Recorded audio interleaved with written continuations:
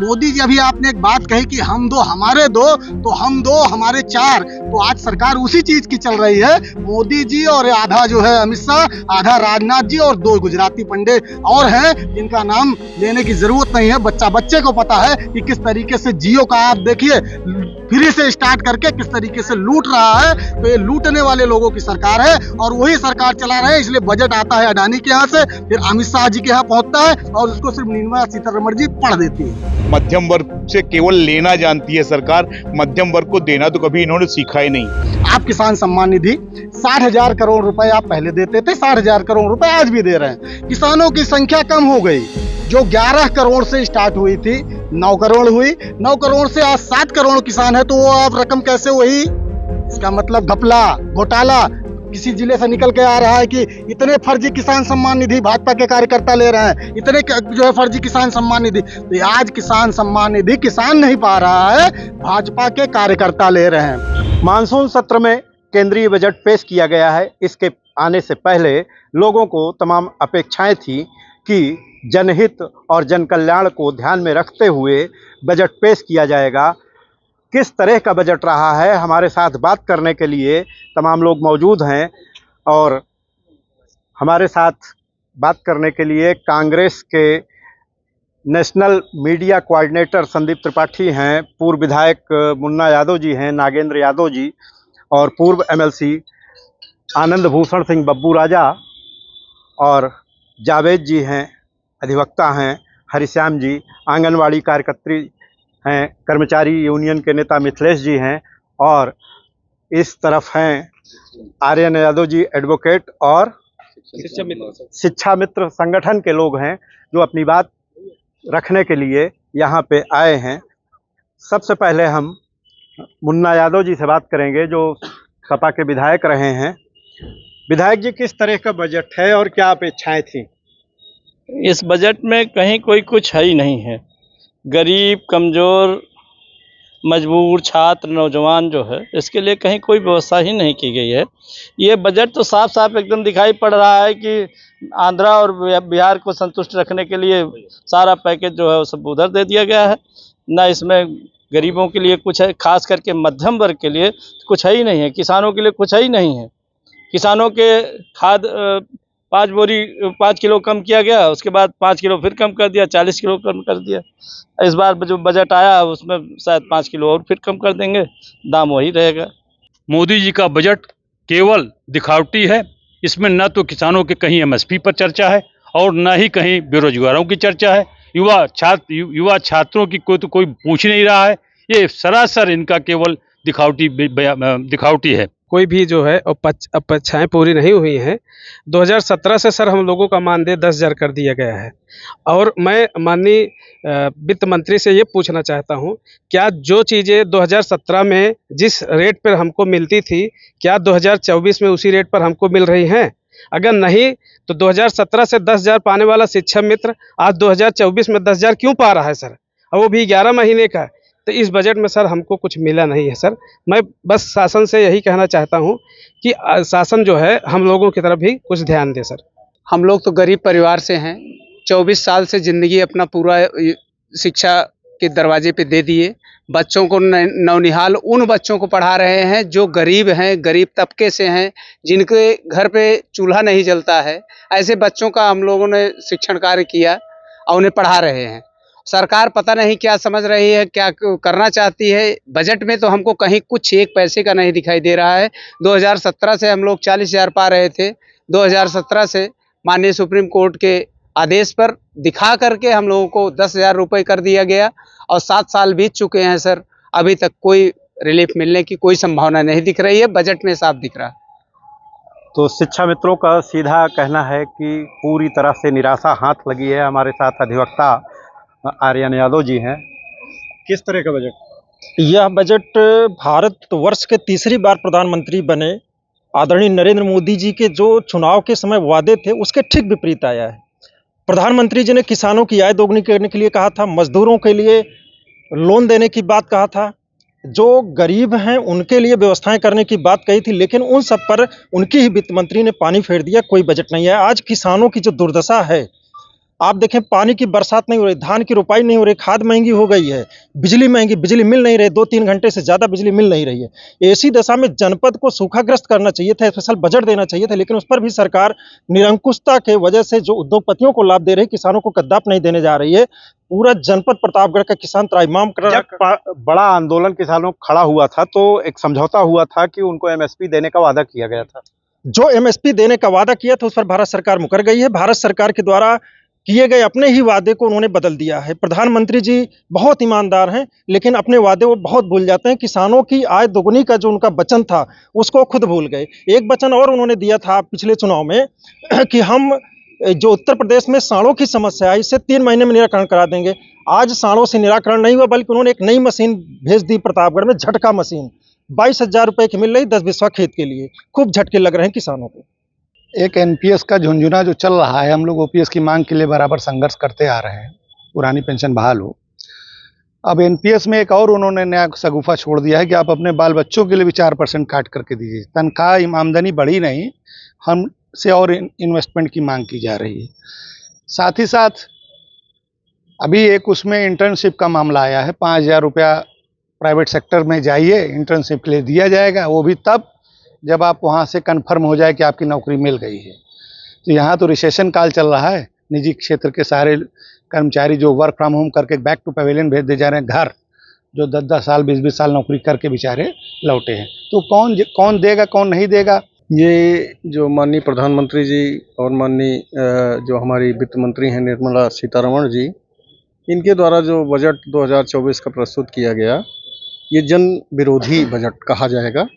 इसमें ना स्वास्थ्य के लिए कोई फंड है, ना शिक्षा के लिए है। जो भी है वो कम किया गया, पिछले बजट से अब कम किया गया है। स्वास्थ्य, शिक्षा और कृषि, खास चीज़ ये 3 चीज़ जो हमारे भारत की मूलभूत चीज़ें हैं, वो स्वास्थ्य, शिक्षा और कृषि है। कृषि के लिए माननीय मोदी जी को याद होना चाहिए कि जब कोरोना काल में पूरे भारत के बाहर विश्व में मंदी चल रही थी, तब भी भारत की जीडीपी अगर बची थी तो कृषि की वजह से बची थी। लेकिन चूंकि उनकी समस्या ये है कि उनके मित्र हैं, मित्रों के लिए ही सब कुछ करना है, किसानों के बारे में कुछ भी नहीं सोचना है, ना किसानों के बारे में कोई आय बढ़ाने की बात करनी है। इन्होंने कहा था कि मैं किसानों की आय बढ़ाऊंगा, 2022 तक किसानों की आय दोगुनी हो जाने की बात माननीय मोदी जी ने कहा था। लेकिन 24 आ गया और 24 में किसानों ने उनको भी झटका मशीन की तरह झटका दिया, लेकिन थोड़ा वही है ना, झटका मशीन है तो झटका मशीन में झटका लगा है। अगर इसमें भी नहीं काम कर रहा है, विचार उनका नहीं आ रहा है कि भी किसानों के साथ कुछ अच्छा न्याय करना चाहिए, तो किसान इनके साथ भी न्याय करेंगे। और शिक्षा के क्षेत्र में स्थितियां ये हैं कि पूरे 10 वर्ष में कोई भी नई यूनिवर्सिटी मुझे जानकारी में नहीं है कि इन्होंने बनाया है। अपेक्षा तो बहुत सारी थी। इन्होंने जब चुनाव आया तो बहुत बड़ी बड़ी घोषणाएं थी, वादे थे, बहुत ज़्यादा ही उम्मीदें थी। लेकिन इनका जो बजट है वो एकदम शून्य है। गरीब जनता के लिए, हमारे जो आंगनबाड़ियां हैं उनके लिए उन्होंने कहा कि सम्मानजनक मानदेय देंगे, लेकिन आज हमारे विभाग को भी कुछ नहीं दिया गया। जो नन्हे मुन्ने बच्चे हैं जो कहते हैं कि कुपोषण दूर भगाओ, उनको भगाने के लिए भी बजट नहीं। चुनाव में मुद्दा था महंगाई, बेरोजगारी और एक संभावना थी अग्निवीर को वापस करने की, जो विपक्ष लगातार दबाव बना रहा था।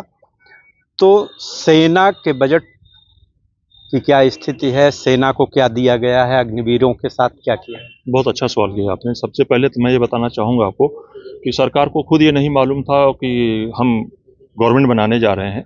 अनएक्सपेक्टेड था, गवर्नमेंट बनी और वित्त मंत्री जी ने भी, हम लोग का एक आम पब्लिक का एक्सपेक्टेशन था कि गवर्नमेंट चुनकर आई है, कुछ ना कुछ जो है किसानों के बारे में और मणिपुर के बारे में और पंजाब के संदर्भ में कुछ ना कुछ योजनाएं लाएगी। लेकिन आप यकीन मानिए, आप पत्रकार बंधु हैं, आपको खुद संज्ञान में होगा कि जिस तरीके से इस अपने तृतीय वर्ष के कार्यकाल में बीजेपी ने सिर्फ आंध्रा और बिहार को देखकर बजट का प्रावधान लाया है और बजट का जो वितरण किया गया है, उससे साफ लगता है कि सिर्फ ये अपनी गवर्नमेंट को बचाने के लिए इस बजट का पूरा सदुपयोग पंजाब आंध्रा और बिहार के लिए किया गया है।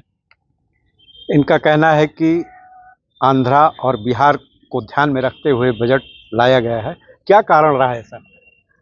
आंध्रा और बिहार में बजट ज़्यादा आया, ये कारण देखिए ऐसा है, मोदी जी एकदम भेदभावपूर्ण बजट दिए हैं और ये सरकार बचाने के लिए, अपनी बैसाखी की सरकार चलाने के लिए बिहार और आंध्रा में ज़्यादा से ज़्यादा बजट दिए हैं और उत्तर प्रदेश, गुजरात, उड़ीसा, आंध्र, बॉम्बे, दिल्ली, महाराष्ट्र सबको अनदेखी किए हैं। बता दें कि जब कोई बाढ़ आती है नेपाल से पहले उत्तर प्रदेश में आएगी, फिर बिहार जाएगी। अगर उत्तर प्रदेश बाढ़ नहीं रोक पाएगा तो बिहार बाढ़ नहीं रोक पाएगा। तो इसलिए उत्तर प्रदेश को तो बजट देना ही चाहिए। और साथ साथ ये कहना चाहता हूँ, शिक्षा में बजट कम किए हैं, यूएसपी में बजट कम किए हैं, किसानों में बजट कम किए हैं और रोजगार में बजट कम किए हैं। हर जगह बजट ये क्या सेना का बढ़ा दिए हैं क्या? नहीं, सेना का कम किए हैं बजट, हर जगह बजट कम किए हैं। एकदम ये अमीरों का बजट है, आम जनमानस का बजट नहीं। केवल आश्वासन पहले भी मिलता रहा है, इस बार भी व्यापारियों को केवल आश्वासन मिला है और आश्वासन के भाई व्यापारी भी यही देख रहा है कि कब हमें कुछ मिलेगा। और मध्यम वर्ग तो वैसे भी टूट रहा था और टूटता जा रहा है। मध्यम वर्ग से केवल लेना जानती है सरकार, मध्यम वर्ग को देना तो कभी इन्होंने सीखा ही नहीं। व्यापारी मध्यम वर्ग में ही आते हैं भाई, हम उद्योगपति नहीं कि हम कहें हम उच्च दर उसमें आ रहे हैं। और व्यापारियों से केवल और केवल लेने के लिए ही सरकार बैठी है और जहां से पाओ जैसे पाओ बस नोच लो। विपक्ष कह रहा है कि बजट किसी काम का नहीं है, किसी वर्ग के लिए नहीं है, चाहे वो किसान हो चाहे सैनिक हो, और उनका पक्षपात का आरोप है। तो वहीं सुप्रिया श्रीनेत नहीं, प्रियंका चतुर्वेदी यूबीटी की हैं, संजय राउत हैं, ये लोग लगातार हमलावर हैं कि हम टैक्स ज़्यादा देते हैं और हमें मिला कुछ नहीं है। देखिए, पहली चीज़ तो मैं ये कहूँगा कि आप ये कह रहे हैं कि बजट पर सवाल विपक्ष खड़ा कर रहा है, तो ऐसे नहीं खड़ा कर रहा है। उसके पास तथ्य हैं, तर्क है और उस पर आंकड़े हैं। आंकड़ों के आधार पर मैं 2-3 चीज़ें रखना चाहता हूँ। रक्षा बजट हमारे समय में यूपीए की गवर्नमेंट में जीडीपी का 3.2% हुआ करता था, आज जो कि 2.5% है।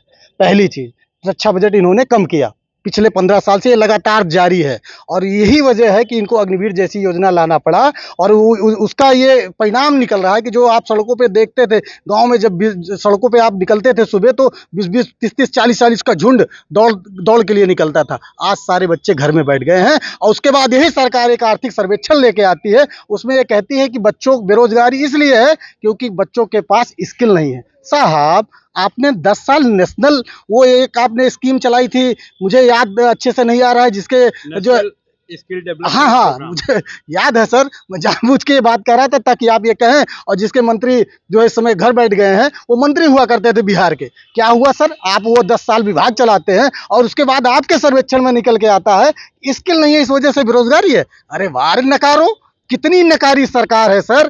इनकी एक एक योजनाओं को मैं कह सकता हूं कि जितनी योजनाएं अब तक लेके आए हैं, आप किसान सम्मान निधि 60,000 करोड़ रुपए आप पहले देते थे, 60,000 करोड़ रुपए आज भी दे रहे हैं। किसानों की संख्या कम हो गई, जो 11 करोड़ से स्टार्ट हुई थी 9 करोड़ हुई, 9 करोड़ से आज 7 करोड़ किसान है। तो वो अब रकम कैसे हुई?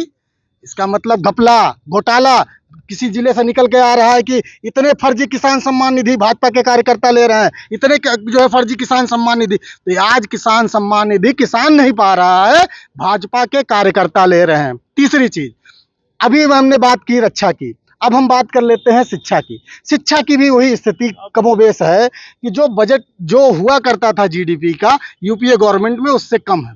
और कृषि की बात कर लीजिए, पिछले जो है टर्म में इनका जहां तक मुझे याद है 98,000 समथिंग करोड़ रुपए इन्होंने कृषि बजट के लिए दिया था। आज उसको बढ़ा के 68 करोड़, मात्र कितना सर, 68 करोड़ इन्होंने बढ़ा के उसको 99,000 करोड़ समथिंग किया है। आप ये बताइए कि अगर सिर्फ आप महंगाई जोड़ लीजिए, सिर्फ और सिर्फ अगर महंगाई जोड़ लीजिए, तो अगर आप सिर्फ 4-5% महंगाई अगर आप जोड़ते हैं तो बजट कम से कम किसानों का आपके हिसाब से, अगर वो पिछले वाला सही था तो जो है 1.25 लाख करोड़ होना चाहिए, तो क्यों आप उसको बढ़ा नहीं रहे हैं? और आपने उसमें क्या किया, उसमें कम से कम 10 मद ऐसे हैं, मत्स्य पालन जीरो बजट, एक भी रुपया नहीं दिया है उसके लिए, अनुभाग के लिए, पशुपालन के लिए एक भी रुपया नहीं। ऐसे कम से कम 10 टर्म जो किसी के अंदर योजनाएं आती हैं उसमें से बजट इन्होंने जीरो कर दिया है। तो मैं सिर्फ ये कहूंगा कि मोदी जी देश के बेरोजगारों को जो आपने जो एक फौज खड़ी की है 10 साल में, उसके लिए आपने फिर भी कुछ नहीं सोचा, महंगाई पर आपने कुछ नहीं सोचा। इसलिए मैं सिर्फ ये कहूंगा कि ये बजट एक लंगड़ी सरकार का बैसाखी का किराया देने के लिए है। और एक बात और मैं कह दूंगा, बिहार को 69,000 करोड़ रुपए इन्होंने दिया। मैं फिर कहूंगा कि मोदी जी वो व्यक्ति हैं कि मैं वो शब्द मेरे पास नहीं है, मोदी जी ही वो नेता थे जब बिहार में चुनाव प्रचार के लिए गए थे तो उन्होंने कहा था 10,000 करोड़ दूं, 20,000 करोड़ दूं, चलो 1 लाख करोड़ दिया। तो अभी 69,000 करोड़ रुपए अगर वो देते भी हैं तब भी 31,000 करोड़ रुपए बिहार का उनका 7 साल का पहले का बकाया है। तो मैं ये भी कहूंगा कि वो बिहार के साथ भी न्याय नहीं कर रहे हैं। हाँ, एक दूसरे का उनके लड़ाने का तरीका रहा है। शिक्षा मित्रों को उन्होंने लड़ाया बीटीसी से, बीटीसी को लड़ाया बीएड से, ये तरीका उनका रहा है। कहीं ना कहीं ये प्लान, एक सोची समझी रणनीति है। फिर मैं कहूंगा कि आंध्रा की राजधानी अगर आज बनाने की याद आ रही है तो मोदी जी 10 साल से आप ही थे। आप 15,000 करोड़ रुपए जो आप दे रहे हो, आप बैसाखी का किराया अदा कर रहे हो, इसलिए सवाल खड़े हो रहे हैं। इसलिए नहीं खड़े हो रहे हैं कि आपने आंध्रा को पैसे क्यों दिए, इसलिए दिए क्योंकि आप आज सवाल इसलिए खड़े हो रहे हैं क्योंकि आप जब आपकी लगड़ी सरकार हो गई है तब आपको आंध्रा की राजधानी याद आ रही है। ये बजट तो कुर्सी बचाओ बजट है। ये जो बजट दिए हैं ये केवल अपनी जो है सरकार बचाने के लिए बजट इन्होंने पेश किया है। न इसमें नौजवानों का, न किसानों का, न जो है छात्रों, किसी के लिए इनका किसी का कोई भला होने वाला नहीं है। और ये एक केवल अभी तक तो मैंने सुना था, मैं पहली बार सुन रहा हूं कि केवल 2 प्रांतों के लिए उन्होंने बजट दिया था। पहले तो सभी देश के जितने भी प्रांत हुआ करते थे प्रदेश, सबको बजट दिया जाता था। उत्तर प्रदेश को तो पूछा ही तक नहीं। 2-2.5 घंटे के अपने जो है सीतारमण जी, श्रीमती सीतारमण जी ने अपने भाषणों में उत्तर प्रदेश का नाम तक नहीं लिया। बजट की बात जाने दीजिए। ये जितना भी बजट इन्होंने पेश किया है और मध्यम वर्ग की कमर तोड़ देने का ये बजट है। ये आज जो हमारा आम जनमानस है ये इसमें बिखर जाएगा। ये केवल महंगाई बढ़ाने का जो है बजट है, न डीजल पे, न पेट्रोल पे जीएसटी। कहां ये क्या कर रहे हैं? किसानों की एमएसपी बढ़ाने की बात कर रहे थे, किसानों के लिए इन्होंने क्या किया? किसानों की तो इन्होंने साड़ छोड़ करके कमर तोड़ दी है। रात दिन बेचारे चौकीदारी करते रहते। हमारे देश का प्रधानमंत्री बोला करता था कि मैं इस देश का चौकीदार हूं। इसने पूरे देश के किसानों को चौकीदार बना दिया। रात दिन लेकर के बेचारे अपने लाठी लेकर के खेतों के लिए रखवाली करते रहते। ये 2 गुना एमएसपी करेंगे। ये नक्कारे हैं, ये बेईमान हैं, ये धूर्त हैं। ये केवल नौजवानों को, किसानों को बर्बाद करने की सरकार है। ये झूठा छलावा, ये पूरा बजट फेल है। तो ये इनका दावा है कि बजट पूरा फेल है, हालांकि पूरा विपक्ष यही कह रहा है। तो वहीं सत्ता पक्ष तारीफ करने में जुटा हुआ है। हालांकि अंदर अंदर असंतोष है कि उत्तर प्रदेश को कोई तवज्जो नहीं मिली है।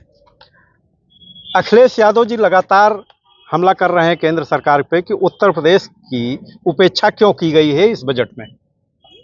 उत्तर प्रदेश राष्ट्रीय अध्यक्ष जी ने कहा है, बिल्कुल सही कहा है। ये सरकार कुर्सी बचाओ बजट पेश किया है। मैं कोई अर्थशास्त्री तो नहीं हूँ, मैं इनके बारे में ज़्यादा कुछ कह नहीं सकता, लेकिन ये निर्मला सीतारमण जी और मोदी जी के बीच फिक्स मैच है, जो दोनों लोगों ने मिल के बैटिंग किया है और एक वो किया है। इनको सबसे पहले पूछना चाहिए। निर्मला सीतारमण के पति परक्कला प्रभाकरन स्वयं इनकी आर्थिक नीतियों का विरोध करते रहे हैं लगातार। जी हाँ, वो लगातार वो कहते रहे हैं, इनका विरोध करते रहे, लेकिन फिर भी उसमें रह रही हैं। उनका बजट इनको बचाने के लिए है।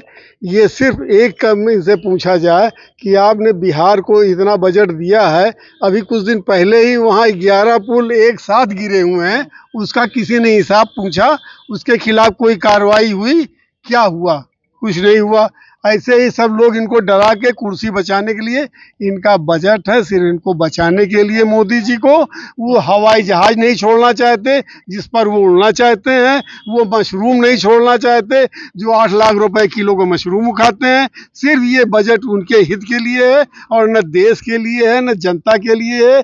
ऐसा कोई सगा नहीं जिसको इन्होंने मीठा लड्डू खिला के ठगा नहीं। उत्तर प्रदेश देश का सबसे बड़ा राज्य है और उसके मुख्यमंत्री योगी आदित्यनाथ हैं, जो कद्दावर नेता हैं भाजपा में इस समय। पूरे देश में उनकी डिमांड होती है चुनाव में।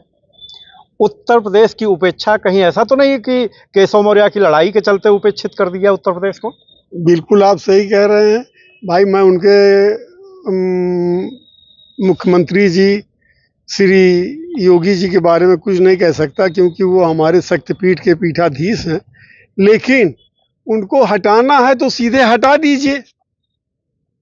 उनको आप लड्डू खिला रहे हैं और केशव प्रसाद मौर्य से उनको लड़ा रहे हैं।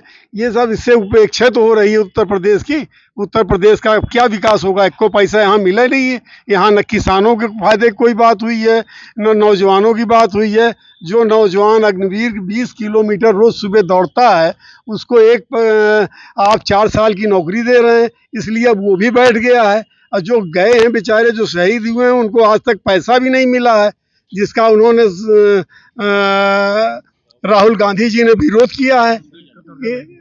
वो जो पैसा दिया था उसका उन्होंने विरोध किया कि ये मैंने दिया है। उन्होंने सीधे कहा उनके पिताजी का पत्र और सब कुछ सदन में कि क्या बिल्कुल नहीं मिला है, सिर्फ सरकार ने जो दिया है दिया है। सरकार ने बीमे का पैसा, परिजन कह रहे हैं कि बीमे का पैसा मिला है 80 लाख। हाँ बताइए। ये फासिस्टों की सरकार है, इनको प्रजातंत्र में भरोसा नहीं है। ये कल्याणकारी सरकार नहीं है। जनतंत्र में लोग कल्याण के लिए कल्याणकारी सरकार होनी चाहिए। इनके जनता के कल्याण से कोई मतलब नहीं है।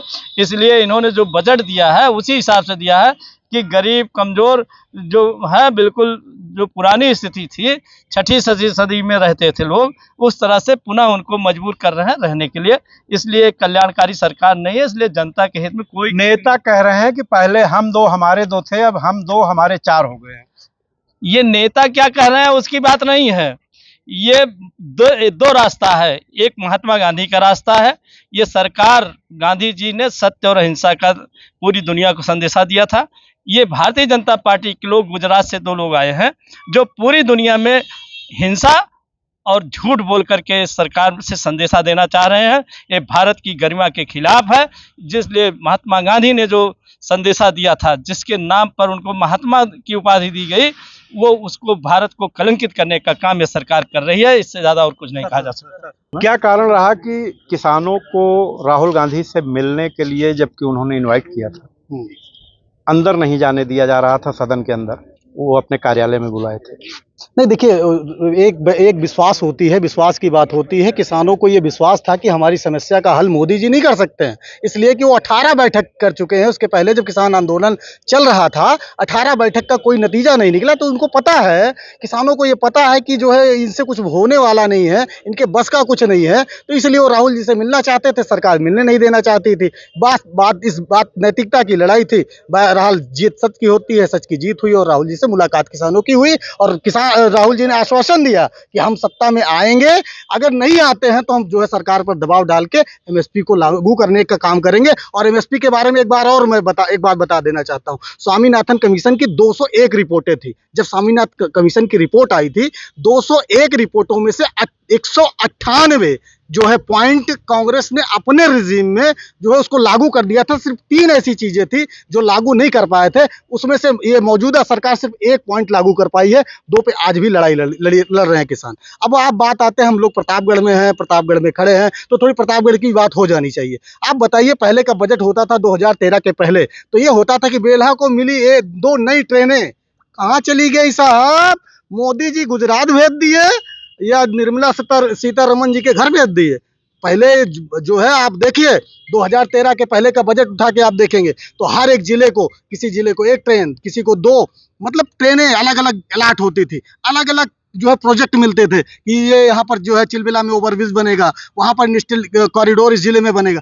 वो सारा कुछ मोदी जी सेंट्रलाइज कर लेना चाहते हैं। मोदी जी, अभी आपने एक बात कही कि हम 2 हमारे 2, तो हम 2 हमारे 4, तो आज सरकार उसी चीज की चल रही है। मोदी जी और आधा जो है अमित शाह, आधा राजनाथ जी और 2 गुजराती पंडे और हैं जिनका नाम लेने की जरूरत नहीं है। बच्चे को पता है कि किस तरीके से जियो का आप देखिए फ्री से स्टार्ट करके किस तरीके से लूट रहा है। है तो ये लूटने वाले लोगों की सरकार है और वही सरकार चला रहे हैं। इसलिए बजट आता है अडानी के यहाँ से, फिर अमित शाह जी के यहाँ पहुंचता है और उसको सिर्फ निर्मला सीतारमण जी पढ़ देती है। तो ये रही बजट को लेकर के यहाँ के लोगों की अपनी धारणाएं। फिलहाल आने वाला समय बताएगा कि क्या स्थिति बनती है देश की और उत्तर प्रदेश की, चूंकि बजट आपने देख लिया है। प्रतापगढ़ से मनोज त्रिपाठी। यूपी की हर खबर देखने और उनसे अपडेट रहने के लिए हमारे चैनल श्रेष्ठ यूपी को सब्सक्राइब और लाइक करें। साथ ही बेल आइकन को दबाना ना भूलें, जिससे हमारे हर वीडियो की जानकारी आप तक पहुंचती रहे।